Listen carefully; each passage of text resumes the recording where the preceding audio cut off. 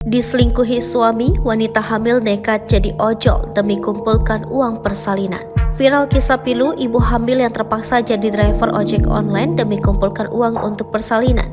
Ibu hamil tersebut terpaksa jadi driver ojol lantaran dirinya sudah cerai dengan suami karena diselingkuhi berkali-kali selama hamil.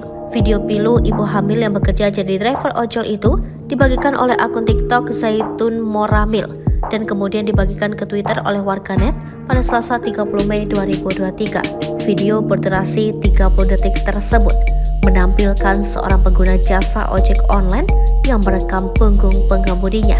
Pada punggung tersebut terdapat tulisan yang meminta penumpang untuk berhati-hati saat naik kendaraan. Tulisan tersebut ditempelkan di selembar kertas di punggung pengemudi ojek online perempuan tersebut. Orang yang merekam video mengungkapkan rasa tak tega setelah melihat hal tersebut.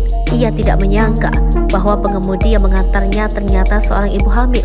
Selain itu, pengemudi ojek online itu mengungkapkan keinginannya untuk berjuang membesarkan anaknya seorang diri.